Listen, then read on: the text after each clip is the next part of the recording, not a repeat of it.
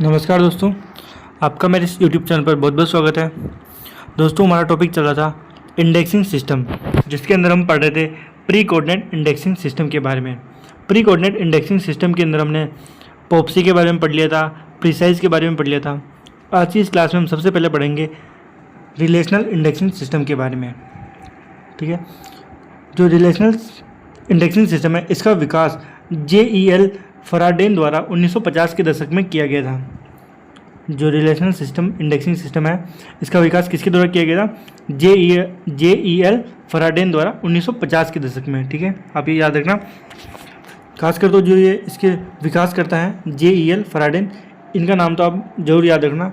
हालांकि दशक तो नहीं पूछा जाता है, परंतु जो इनके विकास करता है, इनके बारे में अक्सर एग्जाम में पूछा जाता है।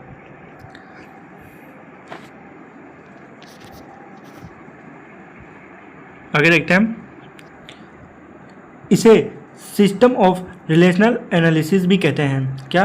सिस्टम ऑफ रिलेशनल एनालिसिस भी कहा जाता है। जो रिलेशनल इंडेक्सिंग सिस्टम है, इसको हम क्या कहते हैं? System of relational analysis. उसका जो लेटेस्ट अपडेट था, रिलेशनल इंडेक्सिंग सिस्टम का जो लेटेस्ट अपडेट था, वो कब हुआ था? 1980 में किया गया था। इसका जो लेटेस्ट अपडेट है वो 1980 के दशक में होता है। उसके बाद इसका कोई भी अपडेट नहीं आया, मतलब इसके अंदर कोई भी अपडेट नहीं किया गया था। और ये अपडेट किसने किया था? फराडेन ने ही किया था। ठीक है, JEL फराडेन ने ही इसके अंदर अपडेट किया था। ठीक है, तो ये ध्यान, जो इसका लेटेस्ट अपडेट था वो कब आया था? 1980 के दशक में। और किसके द्वारा किया गया था अपडेट? फराडेन द्वारा ना।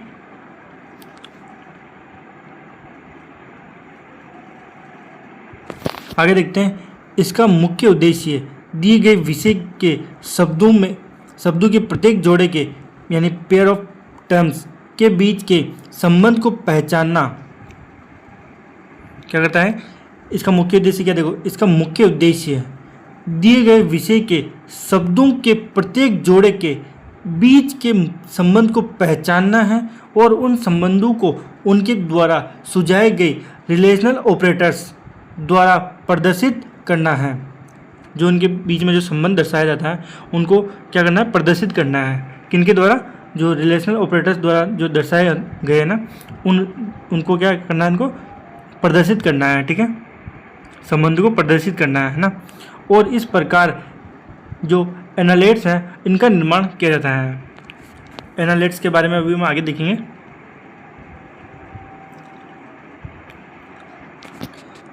रिलेशनल ऑपरेटर्स स्पेशल सिंबल्स होते हैं। क्या होते हैं? रिलेशनल ऑपरेटर्स हैं वो क्या होते हैं? स्पेशल सिंबल्स होते हैं जो आइसोलेट्स को क्या करते हैं? आइसोलेट्स को आपस में जोड़ते हैं। जो रिलेशनल ऑपरेटर्स हैं, ये एक प्रकार के स्पेशल सिंबल्स होते हैं जो क्या करते हैं? आइसोलेट्स को आपस में जोड़ते हैं, ताकि ये दिखाया जा सके कि वे एक दूसरे से कैसे संबंधित हैं। ठीक है, जो रिलेशनल ऑपरेटर्स हैं वो क्या है? एक प्रकार के स्पेशल सिंबल्स होते हैं जो आइसोलेट्स को आपस में जोड़ते हैं, ताकि ये दिखाया जा सके कि वे एक दूसरे से कैसे संबंधित हैं ना। आगे है, प्रत्येक ऑपरेटर्स को एक स्लैश और एक विशेष प्रतीक द्वारा दर्शाया जाता है। जो ऑपरेटर हैं उनको एक स्लैश, ऐसा ये स्लैश होता है, ये वाला स्लैश, और एक विशेष प्रतीक द्वारा उसको दर्शाया जाता है। ठीक है, जब हम अभी इसके ऑपरेटर्स पढ़ेंगे उनके, तब हम बताएंगे कि सबसे पहले स्लैश लगाया जाता है, फिर बाकी जो उसका सिंबल होता है वो लिखते हैं, यानी जो उसका प्रतीक है वो लिखते हैं ना,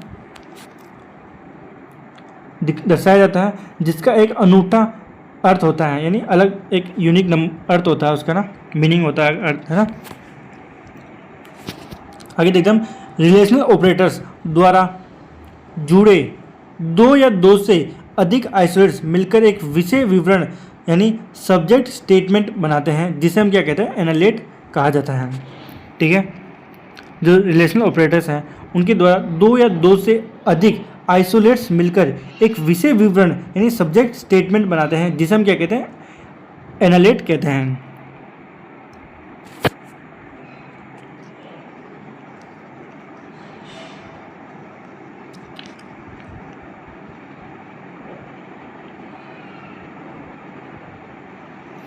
अब हम जो इसके रिलेशनल ऑपरेटर्स हैं वो देखते हैं, वो कितने प्रकार के, 9 प्रकार के, है ना। रिलेशनल ऑपरेटर के 9 प्रकार के संबंध है, ठीक है। तो ये कौन कौन से संबंध है, सबसे पहले हम देखते हैं। पहला संबंध है कॉन्कर्डेंस यानी सहमति। इसको कैसे हम दर्शाते हैं, स्लेश लगा के फिर 0 से हम उसको दर्शाते हैं, ठीक है। फिर जो दूसरा संबंध है वो है सेल्फ एक्टिविटी, जिसे हम क्या कहते हैं, आत्म गतिविधि भी कहते हैं, और इसको हम स्लेश लगाकर स्टार से दर्शाते हैं, ये ना। फिर नेक्स्ट है एसोसिएशन यानी संघ, इसको हम स्लेश लगाकर सेमीकोलन से दर्शाते हैं।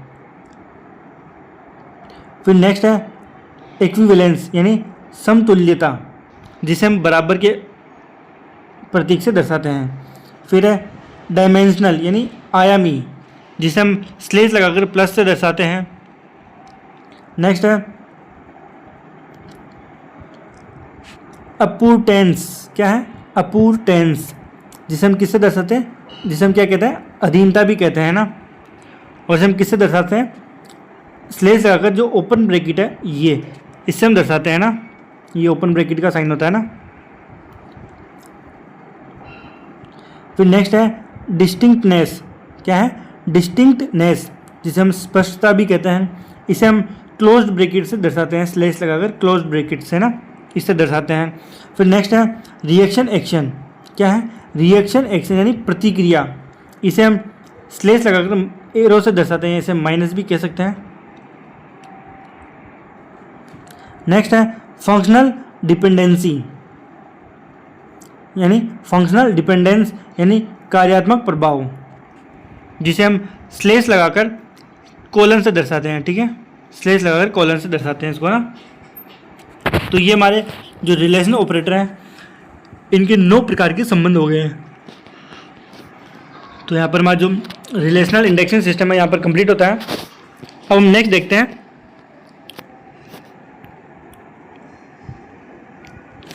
नेपिस के बारे में।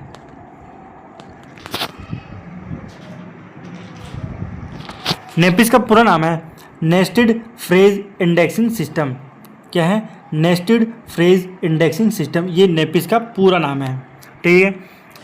जो इसका विकास है ये 1977 में यूनिवर्सिटी ऑफ वेस्टर्न ओंटारियो के school of library and information science, जिसे शॉर्ट फॉर्म में SLIS भी कहते हैं, में टिमोथी C. क्रेवन द्वारा किया गया था, ठीक है। जो नेपिस है इसका विकास है ना 1977 के अंदर 1977 में यूनिवर्सिटी ऑफ वेस्टर्न ओंटारियो में, जो यूनिवर्सिटी ऑफ वेस्टर्न ओंटारियो है, इसका एक जो डिपार्टमेंट है school of library and information science, ठीक है, क्या है, school of library and information science जो एक डिपार्टमेंट है इसके अंदर यूनिवर्सिटी ऑफ वेस्टर्न ओंटारियो के अंदर, इनमें काम करने वाले एक जो साइंटिस्ट थे, कौन थे वो, टिमोथी C. क्रेवन, इन्होंने किसका विकास किया था, नेपिस का विकास किया था, ठीक है।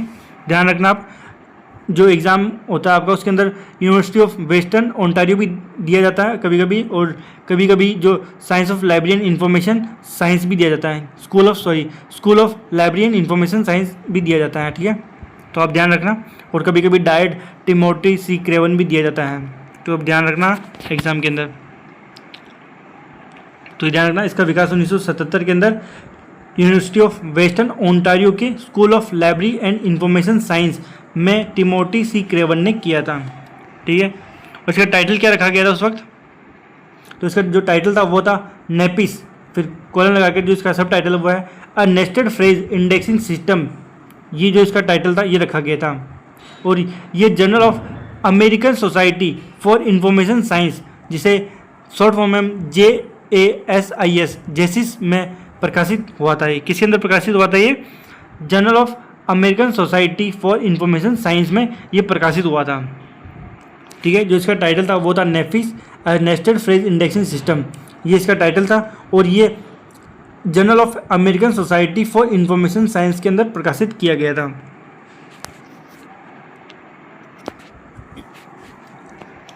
आगे देखते हैं 1986 में टिमोथी C. क्रेवन की प्रसिद्ध पुस्तक स्ट्रिंग इंडेक्सिंग में, जो टिमोथी C. क्रेवन थे, इन्होंने 1986 में इनकी एक पुस्तक थी स्ट्रिंग इंडेक्सिंग को एकेडमिक प्रेस द्वारा प्रकाशित किया गया था। यानी जो टिमोथी सी क्रेवन थे, इनकी एक पुस्तक थी स्ट्रिंग इंडेक्सिंग, इसको 1986 के अंदर एकेडमिक प्रेस द्वारा प्रकाशित किया गया था। ठीक है, ये आपके लिए एक एडिशनल जानकारी है। वैसे ये ऐसे जो क्वेश्चन है वो बहुत बड़े एग्जाम में पूछे जाते हैं, जैसे नेट एग्जाम में हो गया, या आपसे जो सेट एग्ज़ाम आ रहा है इसके अंदर भी पूछा जा सकता है ना। सेकंड ग्रेड में ऐसा शायद एग्ज़ाम पूछा ना जाए, फिर भी आप पढ़ लेना एक बार। आगे देखते हैं। इस पुस्तक में उन्होंने नेपिस के कंप्यूटर एल्गोरिदम, कोडिंग रूल्स और इसके व्यवहारिक उपयोग को पूरी तरह से विस्तृत और स्थापित रूप से दुनिया के सामने रखा था। यानी जो स्ट्रिंग इंडेक्सिंग थी, इसके अंदर जो टिमोथी सी क्रेवन थे, इन्होंने इस पुस्तक में नेपिस के कंप्यूटर एल्गोरिदम और कोडिंग रूल्स और इसके व्यवहारिक उपयोग को पूरी दुनिया के सामने विस्तृत और स्थापित रूप से दुनिया के सामने इसको रखा था। ठीक है, आगे देखते हैं। जो नेपिस है वो एक एडोक स्ट्रिंग इंडेक्सिंग सिस्टम है। क्या है नेपिस? नेपिस है जो एडोक स्ट्रिंग इंडेक्सिंग सिस्टम है, ध्यान रखना आप, है ना। आगे है, नेपिस को मुख्य रूप से डॉक्यूमेंट के टाइटल्स के आधार पर इंडेक्स एंट्रीज बनाना और बुक्स के पीछे के इंडेक्सेस को तैयार करने के लिए विकसित किया गया था।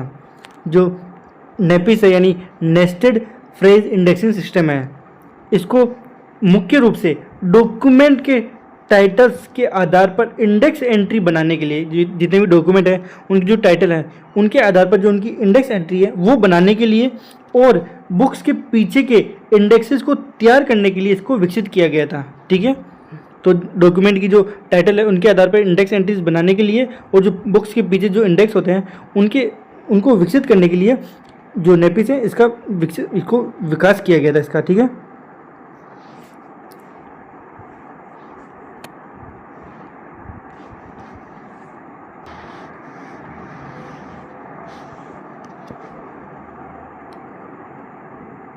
आगे देखते हैं 4 कोडिंग सिंबल्स ऑफ नेपिस। जो नेपिस के 4 प्रकार के कोडिंग सिंबल्स हैं वो देखते हैं। पहला है लेफ्ट एंगुलर ब्रैकेट, यानी बायां कोणीय कोष्ठक। ठीक है, ये इस प्रकार का जो ऐसा सिंबल होता है ये किसका होता है? लेफ्ट एंगुलर ब्रैकेट है। ये एक सिंबल है जो नेपिस के अंदर प्रयोग किया जाता है, कोडिंग सिंबल है। ठीक है, दूसरा है राइट एंगुलर ब्रैकेट, यानी दायां कोणीय कोष्ठक।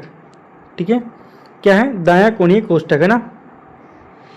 और एक है क्वेश्चन मार्क। ठीक है, क्वेश्चन मार्क।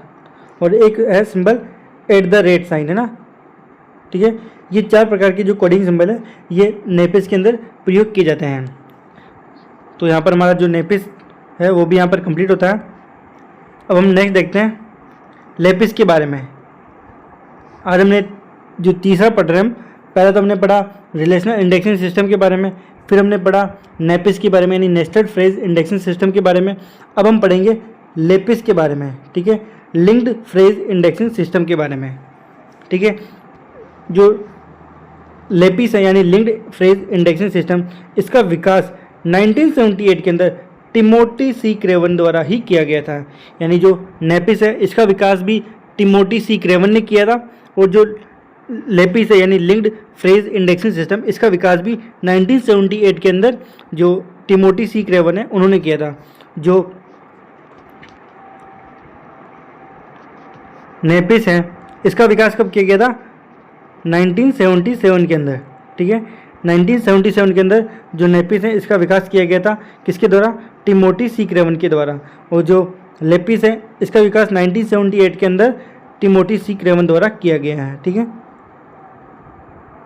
तो ये ध्यान रखना, लेपिस का सबसे पहले हुआ नेपिस का विकास, ये 1977 के अंदर टिमोथी सी क्रेवन द्वारा किया था।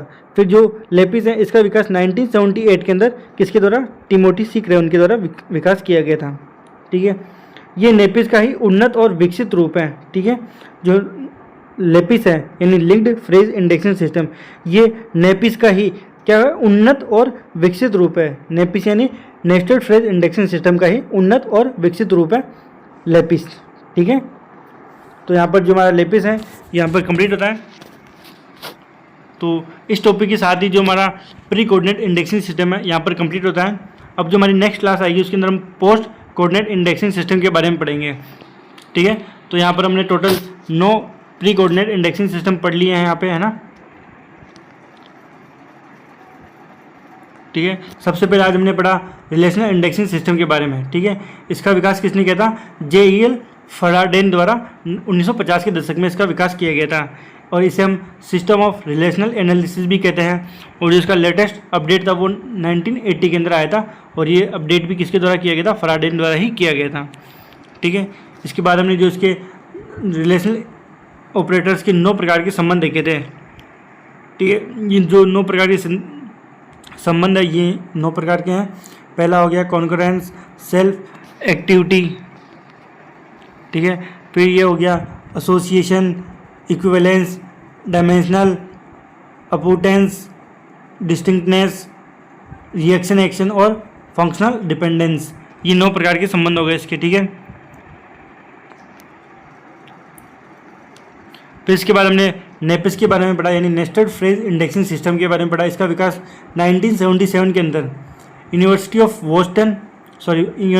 ऑफ वेस्टर्न ओंटारियो के school of library and information science के टिमोटी सी क्रेवन द्वारा किया गया था। ठीक है, इसका जो टाइटल था वो था नेपिस और नेस्टेड फ्रेज इंडेक्सिंग सिस्टम, और जो इसका प्रकाशन था वो किया था journal of the American society for information science द्वारा इसको प्रकाशित किया गया था।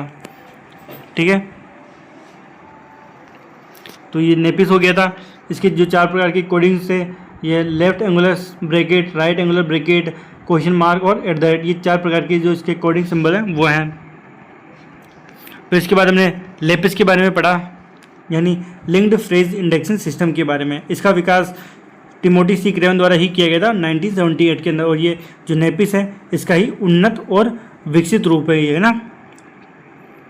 तो यहाँ पर आज हमारा टॉपिक कंप्लीट होता है। आई होप आपको ये क्लास अच्छी लगी होगी। तो मिलते हैं फिर नेक्स्ट क्लास में। जब तक के लिए धन्यवाद।